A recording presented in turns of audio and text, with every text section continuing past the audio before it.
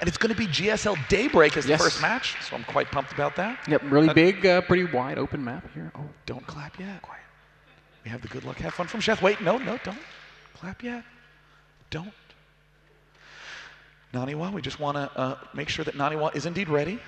And NaNiwa, we saw him play a phenomenal series against Stefano, absolutely dominating performance. And all he needs to do is show up to his computer. Where is Nani? That is a great question. He's like, oh, there he is. And there it is, the match is starting between Liquid Sheth and Complexity's NaNiwa. Now we can clap. Ihan clap timing, ladies and gents. Yes. I like the laptop with the Team Liquid. Who needs lighters when you can hold up a touchpad with drawings? Now, it is going to be Daybreak. Very, very interesting map. There is no center to this map. Sure, there's that little path through the middle, but center implies that Zerg can surround, hit from all sorts of angles. There's a lot of counterattacking that Zerg can do from start to finish. But there's also narrow chokes all over the place, which makes the Protoss army quite hard to engage. And NaNiwa's positioning throughout this entire tournament has been impeccable. Blown away by his usage of force field here. I mean, hell, out in the middle of the frickin' map in Tal'Darim Altar, he managed to land perfect force fields. In the bottom left corner, the man who took second at MLG Providence, many are considering him to be the next king in the Protoss lineup. It is Complexity NaNiwa.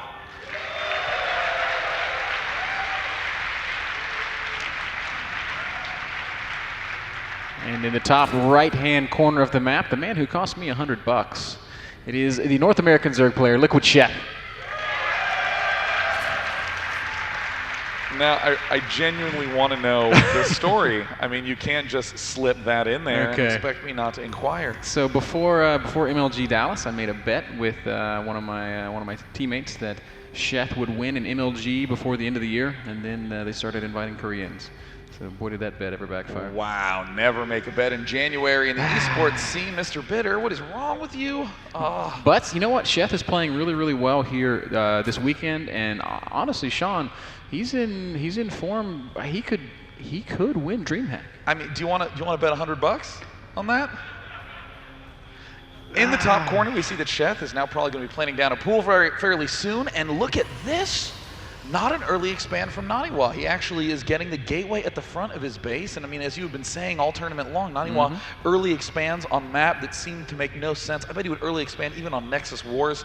But still here, we see the gateway planted right at the choke. Yeah, and this is a map where you probably could early expand. It would take a little bit to wall that off, a lot of it to wall that off, but no more so than on a map like Xel'Naga, where we've seen him go Forge expand.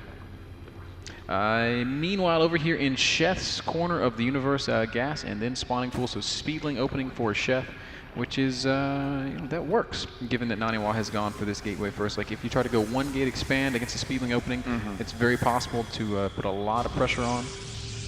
Does look like that cybernetics core is going down at the front of the base, so it means everything is going to be quite well set up for that wall off. And I always wonder if NaNiwa wants to get this extra gas geyser up. A lot of times players will immediately build this Zealot just to make sure that those Ling run bys don't happen. There's the Zealot going down. In camp Sheth, we see, of course, getting that early extractor. I mean, I really think Sheth has gone gas pool since the dawn of time, like zero deviation at the very opening, but still has a lot of variance, can get the ultra fast +1 attack, for instance. The thing that blows me the most away about Sheth's play is he has this uncanny ability to get Zerglings into his opponent's base. Like, it seems like every matchup, every map, no matter who he's playing against, it can be a 15 hatch, 15 pool against a 2-Raxing Terran, and he still gets Zerglings into his opponent's base. It makes no sense. Yeah, I mean, Sheth is so aggressive with those speedlings, always looking for opportunities to slip on in. We see Sheth has not got Zergling speed yet. Huh. What? I mean, there it is, going down right now. I mean, it's a little rearrangement, just valuing macro a little more. Queen and hatchery. I know why. I know why, Dana. Do ye now? I do. That Overlord poked into the natural to check and see, is there an expansion there? Did NaNiwa fast expand? And if he had, I think maybe Sheth would have gone for the fast layer for some sort of Spinecrawler-esque play or any other number of variations on how to punish that. Instead, he sees, no, it is not a fast layer. It is, in fact, some kind of gateway opening, so I'm going to go ahead and get speed. And look at this. We see the Zealot Stalker push. This is actually very, very risky by NaNiwa. NaNiwa doesn't know that the speed is so late from Liquid Sheth. but he is going to be going for it anyway. Incidentally, it's going to be a good timing, but the queen is already out at the front of the base. This could be either a blessing or a curse. It could be there to help for the defense, or it could be the easy target, and it looks like, oh, the proxy pylon is going to be the focus target, and look at that play by Sheth. Great control by those Zerglings, hitting everything at just the right angle, keeping the queen alive. Has to be careful with those lings, though. NaNiwa just on one gas, day 9. His warp gate is finishing up, and he has that proxy pylon. What is he up to? Wow, this is such an aggressive play by NaNiwa, uncharacteristically aggressive, but once again, we see that the double stalker push is an extreme threat, and an expand plops down for NaNiwa. Man, I like NaNiwa's build here. He's got single gas, he's got this proxy pylon, so it looks kind of like a 4-gate. But wow, Sheth's got a lot of lings out, and I think NaNiwa might be in trouble. Oh, there's the surround. NaNiwa is going to be losing a lot of units, not before doing a ton of damage, though. These zealots can rip apart a lot of lings. NaNiwa losing his push with incredible ease. Sheth does not have that many drones in production, but now with that evolution chamber coming up, he will be able to get those upgrades. NaNiwa is not looking to be in a good position at all. Oh, just lost his entire army, and now Sheth has got 15 speedlings out on the map against just a couple sentries, a zealot, and a stalker. Sheth, of course, immediately going to run across the map, see if there's any holes, any openings for him to do some damage. With good force fields, though, I think NaNiwa should be able to keep this Nexus alive and sustain himself for a little while longer. Now, notice what Sheth's mindset is right now. He saw only Zealots and Stalkers, so he's thinking, man, there have to be DTs coming very soon. He's planning the Spore Crawlers up. Little does he know, NaNiwa only just got this Gas Geyser. Look at that. Almost 2,500 gas. This geyser has just barely finished. And now NaNiwa has this nice little cup at the front of his base where his units can easily stay on the other side of defended. Yeah, in spite of losing that army, NaNiwa not in the worst position imaginable. Sheth is starting to drone quite hard, though, and we can see it reflected in the workers tab here. 38 drones to 29 probes. That is a big advantage for the Zerg player. Yeah, I mean, Sheth is demonstrating the power of those larva injects. NaNiwa desperately needs to begin spending all his chrono boost on the Nexuses. Day 9, we've got a quick layer. 4 gases going down from Sheth. We might be seeing some mutas. Mutas or infestors, great way to open up. You know, if you couldn't get that third base up, very easy for Zergs to go for that mineral-focused army. Roaches with speed and burrow, such a versatile force. However, if you can begin the match without that third, you can go straight for the infestors, and it's another great way to deal with the variety of air that can be thrown at you. There's the third planting down now for Sheth, and with that +1 Zergling upgrade, would not be surprised to see infestors follow suit. Very possible layer finishing up in about 5 seconds, so we'll see exactly what Sheth's tech of choice is going to be. NaNiwa, meanwhile, looks like he's just set to turtle up really hard. He's got an awesome Sim City here in his natural, just a tiny opening there for units to pass through. In terms of tech, NaNiwa doesn't really have any, and we do see Sheth throwing down that Spire. Ooh, this is going to be an extremely fun way to play, and I honestly think one of the best ways to play out Daybreak. Let's talk a little bit about the center of the map. This is the center entrance with the destructible debris, but notice that the north side has a large, wide open entrance, as does the south side. This means that there are 3 major lanes to approach your opponent's base. It's kind of like the Dota version of StarCraft 2. Oh my gosh. Oh my god, or League of Legends or HAN or one of many of those other clone games. But where's the jungle? The jungle. Yeah, I got nothing, There's man. no jungle. I have nothing. Look, there's just an expansion. You can get money in this game. Nice. Now, the one thing to note is that with all those lanes of attack, Sheth can easily swing wherever NaNiwa's forces are not. So that is going to put a lot of pressure on NaNiwa to defend from all these angles. But look at this, 51 probes. NaNiwa has been impeccable with that timing. And now Blink is en route, and +2 attack incoming. NaNiwa has an uphill battle ahead of him, but we've seen him win it before. Phoenix will scout the spire, so I think NaNiwa should know that that's there. Of course, the building spire is like a really small little thingy, so even if you don't click on it, you should have a good feel that spire's on the way. 7 mutas coming here for Sheth. Blink on the way for NaNiwa, and he's adding a couple more stalkers where he can. He just did on a bunch of gateways. He's up to 1, 2, 3, 4, 5 gates.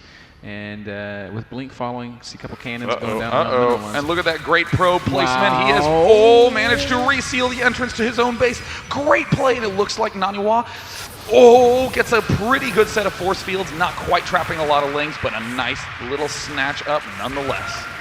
Man, he is so positionally on top of things, not missing a beat. Excellent play there by NaNiwa. The mutas are out though, and this is going to make things really complicated. This awesome Sim City is going to make it really, really hard for Stalkers to get back to his base to defend. One of the most important buildings to have in this spot as Protoss is the Dark Shrine. The Dark Templar absolutely shut down a lot of this mobility play by the Zerg. You can't quite have that much control over the map with those DTs sneaking around cloaked.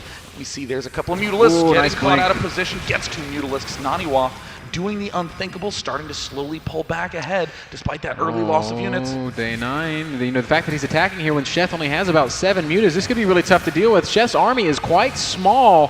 He's been droning very, very hard, and NaNiwa making a really strong push at the front. Oh my gosh, NaNiwa completely negating the effectiveness of this style of play. That is the counter attack. NaNiwa cannot afford to let those Lings and Mutas get into an offensive position, so he's just bringing the noise straight to Sheth. You do not want to be defending with just Lings and Mutas. Not at all. Sheth going to throw down a few more Spore Crawlers as he continues to hammer out Mutalisks and Zerglings, +1 air attack finishing up, +1 ground carapace finishing up as well to give him 1/1 Zerglings. Right now we also see that the +1 armor is getting started. NaNiwa getting a little bit of an awful engagement at this right side. A couple Zerglings have slipped through, and oh, NaNiwa was unable to close it off completely, and now Liquid Sheth is overrunning NaNiwa. this force of Stalkers, and NaNiwa trying to throw down a couple more force fields. Ouch. Must run, and suddenly NaNiwa, who is looking so good, is on the defensive foot. I don't know if he can recover from that day 9. He's all the way down to 80 supply against Sheth's 140. NaNiwa's Stalker ball has been reduced to only 8 Stalkers. 15 mutas, I think, would just kill those Stalkers in a heads-up fight. Ooh, and it looks like Sheth does have the kill on his mind. He is positioning, getting ready to move into the front. NaNiwa trying to rebuild this third base, but NaNiwa has nothing there to defend it. Sheth will be able to take it down with ease. Yep, that's all instantly canceled, and NaNiwa is relegated to only 2 bases here. Sheth up to 3 bases, and he has all the map control he could ever hope for. Sheth is in a commanding control of this game.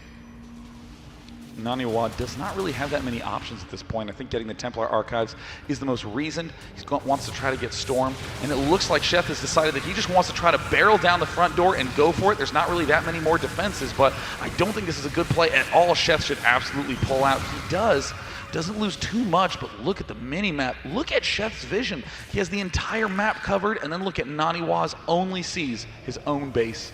Yeah, Sheth has played such an excellent ZVP here. I love the Mutalisk play. And you know, it's something that a lot of Protoss players have been talking about recently. Mutas, you know, how do you play against it? How do you beat it? Some people are of the opinion that you really have to play Stargate against it. You see NaNiwa continuing to morph in a lot of Stalkers with these 2/1 Zealots. He's in good position to rip those Lings up, but I think NaNiwa's gonna have to start investing in some sort of Archon mixture. Zealot Archon with a good amount of Blink Stalkers. Nice way to repel a lot of Ling Mutas in a direct engagement, but it's the counter-attack engagements that are the real threat. Yeah, really at this point, Sheth, he doesn't have to take a direct fight at all. He's in such a lead, he can just counterattack and do things like flying into NaNiwa's base and pick off probes where he wants to, and then just jump out of there as soon as the Stalkers come forward. And it's going to be so hard for NaNiwa to deal with. Look at this lean counter up here into the third base. Once again, NaNiwa's third will be forced to cancel. Couple Zealots moving forward, and there's the Archon. A lot of Zealots swinging into the action, and it looks like Sheth is going to try to go for it. Archon getting a ton of kills, but the link count from Sheth might be a little bit too high. Blink Stalkers arrived to reinforce, but the main base was the threat Sheth was looking for. Yeah, every time Sheth finds an opening, he just hammers it.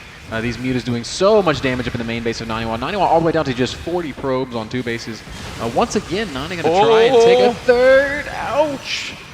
Now some mutas taking some big hits there, but still, man, Sheth just holding steady at 170 supply, and NaNiwa can't seem to get up over 100.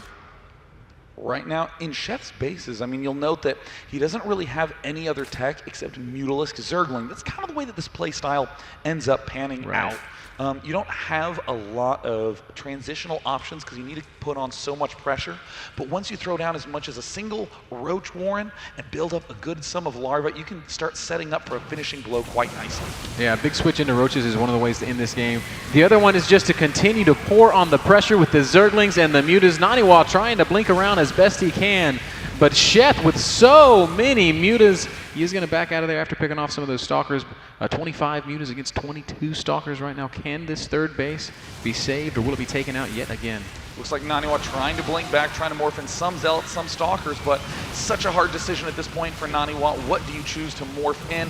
There just seems to be so many vulnerabilities. It looks like he is bringing his reinforcement Stalkers as well. More Zerglings beginning to stream in. Sheth's Mutalisk numbers are starting to dwindle, though, if NaNiwa can morph in enough Zealots and basically barely control this in the correct direction. He could be in decent shape. He's target firing with his Stalkers, and it looks like NaNiwa might be able to keep this base alive. Really, really impressive control here from NaNiwa. He might, in fact, live to fight another day, but his numbers are just continually falling and falling and falling. And in fact, it looks like Sheth is maybe. I hate trying to call these fights because they are so close. NaNiwa's control, it's top notch. In true Swarm style, Sheth just rallies and rallies and rallies. And even though NaNiwa may have won the battle, there are nothing but an endless stream of Zerg units preparing to pretty much rally to that top left expansion. And I don't see much hope for NaNiwa. It's not looking good. We can see Sheth's rally points. If and we there click it on the is. hatcheries, Good we're all game. set right into that third. Liquid Sheth, looking to be perhaps the most terrifying Zerg we've seen yet at this tournament. I mean, there's so many expectations put on Idra, so many put on Stefano, and here we see that Sheth is one game away from being undefeated.